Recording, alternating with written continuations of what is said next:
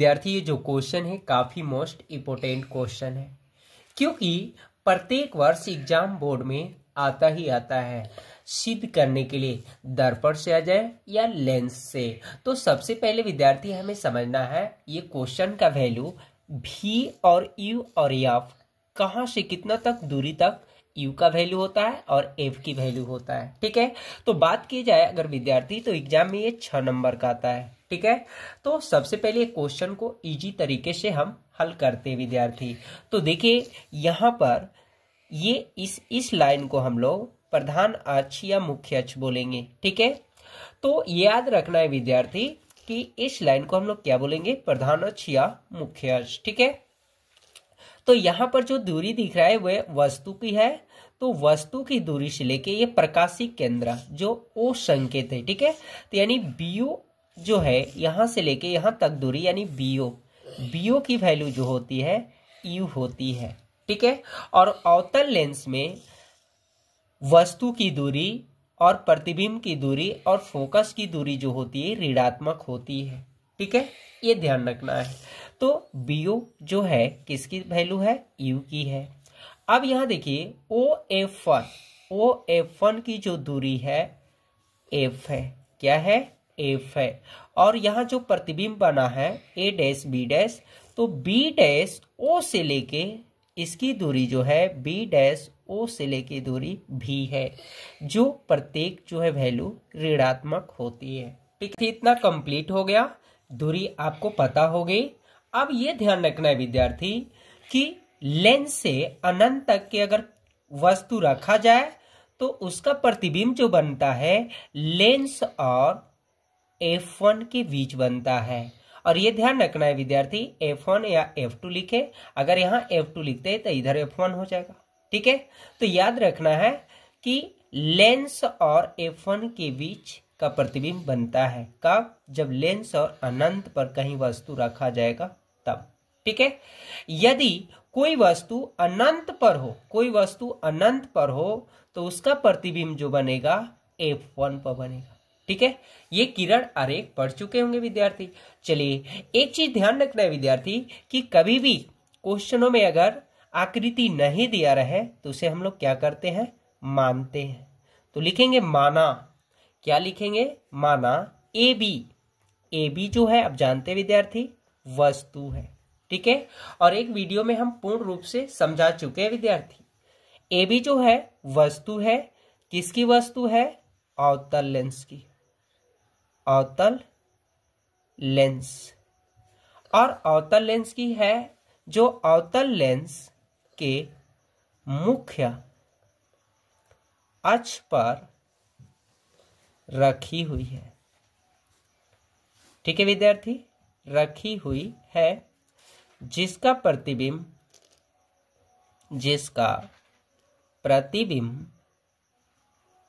क्या है विद्यार्थी, ए डैश वी डैश है। इतना कंप्लीट हो गया विद्यार्थी। और अब यहां ध्यान देना है विद्यार्थी कि हमें ये वैल्यू प्रधान अक्ष में जो है यू और भी और एफ का वैल्यू छिपा हुआ है। तो ये ध्यान रखना है कि जो वस्तु हमारा है इस वस्तु का वैल्यू यहां से यहां तक है, और जिस वस्तु को जो रखे हैं उसके प्रतिबिंब ये बना है। यानी यहां पे विद्यार्थी ये पहला त्रिभुज हो गया और ये दूसरा। ठीक है, तो अब लिखेंगे विद्यार्थी त्रिभुज ए बी ओ और त्रिभुज ए डैश बी डैश ओ।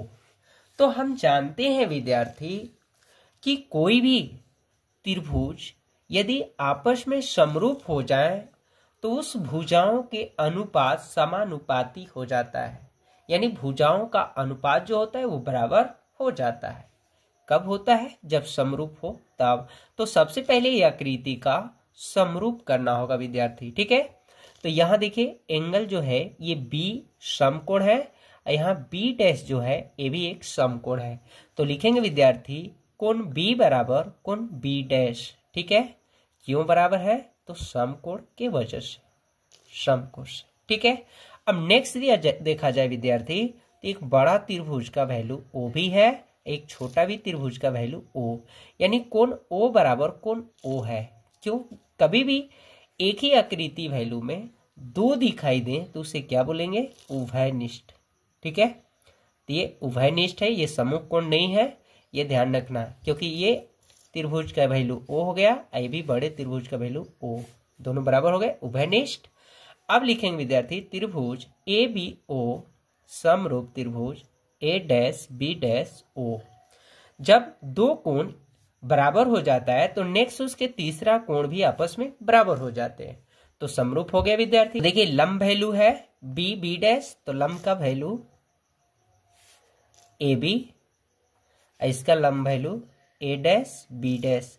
या ट्रिक में याद रख सकते हैं विद्यार्थी, लंब बटा लंब और नेक्स्ट आधार बटा आधार समानुपाती। ठीक है, तो समानुपाती मतलब बराबर, तो इसके आधार है बी ओ और इसका आधार है बी डैश ओ।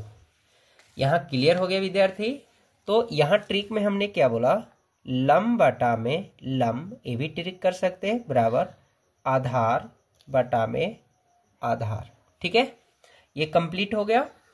अब देखिए विद्यार्थी ए बी बटा में A dash B dash, B O, देखिए बी ओ की वैल्यू क्या है? यू, जो ऋणात्मक में होता है। बी डैश ओ का वैल्यू क्या बताएं?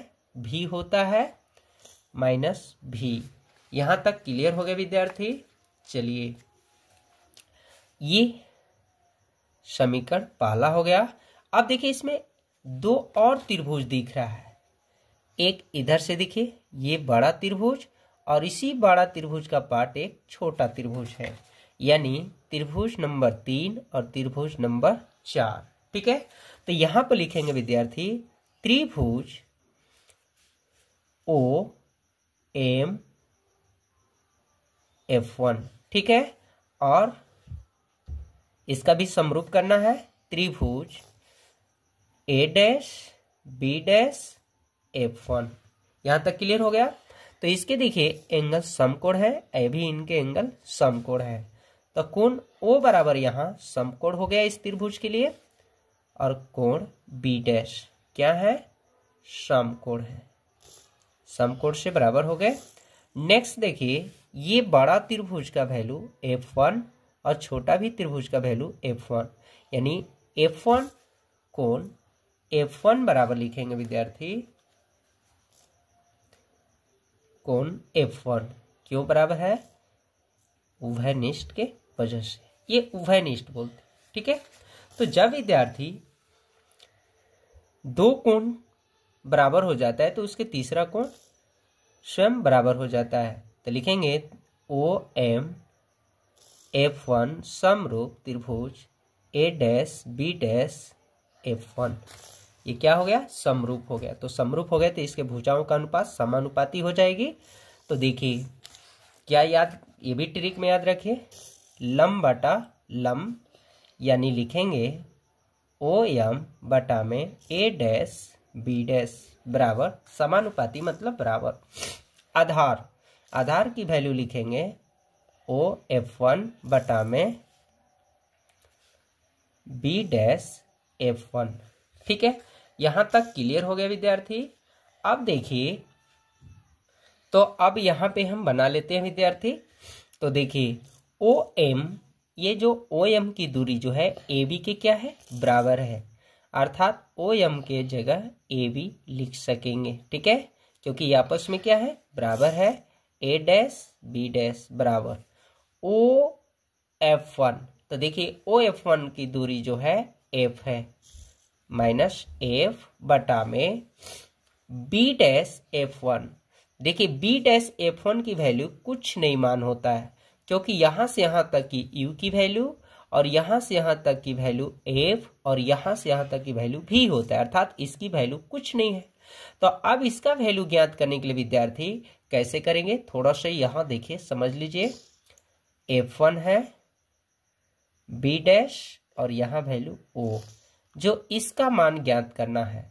तो यहां से लेके यहां तक की दूरी को और यहां तक की दूरी को जब घटाएंगे विद्यार्थी तो इसका मान ज्ञात हो जाएगा। ठीक है, तो लिखेंगे OF1 लिखेंगे OF1 minus B dash O। ठीक है, अब देखिए ये जो बराबर क्यों हुआ AB, क्योंकि OM के बराबर क्या है, AB है, जो वस्तु के समान है। ठीक है, अब लिखेंगे AB से लिख लेना है। अब OF1 की value minus F minus B dash O की वैल्यू जो होता है V होता है, यानी माइनस ऋणात्मक। ठीक है, तो V का मान माइनस होता है, तो माइनस गुणा हुआ प्लस। इसके बाद विद्यार्थी ये समीकरण कौन हो गया, दूसरा। तो अब लिखेंगे विद्यार्थी समीकरण 1 एवं समीकरण 2 से। ठीक है, तो देखिए ये समीकरण और ये समीकरण का समान वैल्यू है, तो ये कट गया, बचा माइनस U बाई V और ये वैल्यू यहां बचा। ठीक है, अब यहां पे हम लोग क्रॉस गुणा कर लेंगे। तो देखिए माइनस गुणा हुआ UF माइनस प्लस में गुणा हुआ माइनस UV और माइनस गुणा हुआ प्लस VF। ठीक है, अब लिखेंगे विद्यार्थी दोनों तरफ UVF से भाग करने पर, तो UF बटा में UVF माइनस UV बटा में UVF बराबर VF बटा में UVF। ठीक है, तो देखिए ये कट गया, ये भी कट गया, एक बार में सब कटा। यहाँ भी देखिए कट गया, ये भी कट गया एक बार में। यहाँ देखिए FF कट गया, V भी कट गया एक बार में, बचा 1 बटा V माइनस 1 बटा F बराबर 1 बटा में U। तो विद्यार्थी हमें जो प्रूव्ड करना था यहाँ थोड़ा घेर के बताएं, 1 बटा V माइनस 1 बटा U बराबर 1 बटा F, यानी जो U है इस पक्ष में LHS में है, यानी V के पास है, तो प्लस है तो माइनस, और ये RHS में है तो LHS से ले जाएंगे तो चिन्ह क्या हो जाएगा, बदल जाएगा, माइनस है तो प्लस। तो विद्यार्थी ये प्रूव्ड हो गया।